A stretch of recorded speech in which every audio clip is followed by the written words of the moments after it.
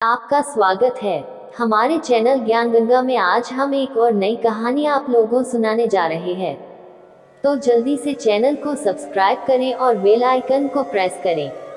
सत्यभामा कृष्ण की दूसरी पत्नी थी।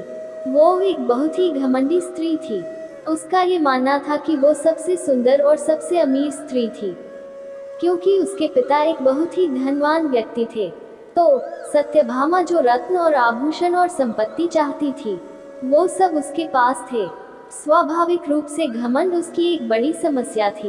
एक बार कृष्ण के जन्मदिवस के अवसर पर सत्यभामा ने सोचा कि वो सबको दिखाएगी कि वो कृष्ण को कितना प्यार करती थी। तो उसने तय किया कि वो कृष्ण के वजन जितना सोना शहर के लोगों में बांटेगी। इसे तुलाभार कहते हैं। ये मंदिरों में होता है। लोग एक बड़ी तराजू में अपने वजन के बराबर का मक्खन, घी या चावल या कुछ और रखकर वो चीज लोगों में बांटते हैं। चावल, नमक, दाल या सोना या वो कुछ भी आप दे सकते हैं, जो देना चाहें। ये प्राचीन परंपरा हमारी संस्कृति का एक हिस्सा है। सत्यभामा ने तुलाभार की व्यवस्था की। लोग बहुत प्रभावित हुए, पर कृष्ण पर इन बातों का कोई असर नहीं हुआ। वे जाकर तराजू के एक पलड़े पर बैठ गए। सत्यभामा जानती थी कि उनका वजन लगभग कितना है, और उसने उतना सोना तैयार ही रखा था।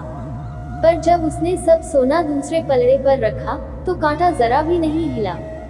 कृष्ण का पलड़ा थोड़ा भी ऊपर नहीं हुआ। ऐसा ही कुछ तब भी हुआ था, जब कृष्ण एक शिशु थे। एक राक्षस आकर उन्हें ले जाने लगा। तब कृष्ण ने अपना वजन इतना बढ़ा लिया कि राक्षस वहीं गिर पड़ा, और कृष्ण ने उसके ऊपर बैठकर उसे कुचलकर मार डाला। क्रिया योग में एक ऐसा तरीका है जिससे कोई योगी अपना वजन बढ़ा या घटा सकता है। ऐसी बहुत सी कहानियां हैं कि ऐसे योगी भी थे जो पहाड़ की तरह भारी हो जाते थे। तो इस बार भी कृष्ण अपना वजन बढ़ाकर तराजू में बैठ गए। सत्यभामा ने उतना सोना दूसरे पलड़े पर रख दिया था जितना उसके हिसाब से कृष्ण के वजन के बराबर था, पर कुछ हुआ ही नहीं। तब तक शहर के सभी लोग ये घटना देखने के लिए आ गए थे। तब उसने अपने नौकरों से वो सभी गहने मंगवाए जो उसके पास थे। एक के बाद एक वो गहने डालती जा रही थी और सोच रही थी कि काम हो जाएगा, पर कुछ नहीं हुआ। तब उसने वो सब कुछ भी रख दिया जो उसके पास था, पर पलड़ा जरा भी नहीं हिला।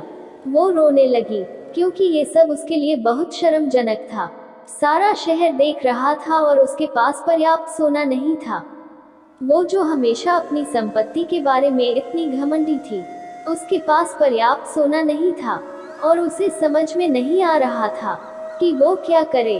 तब उसने रुक्मिणी की ओर देखा, जिससे वो बहुत चलती थी और हमेशा परेशान रहती थी।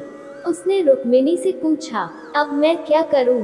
क्योंकि ये बात सिर्फ मेरे लिए ही नहीं, पर तुम्हारे और हम सब के लिए भी बहुत शर्मजनक है। मैं क्या करूं? तब रुक्मिणी बाहर गई और तुलसी के पौधे के 3 पत्ते उठा लाई।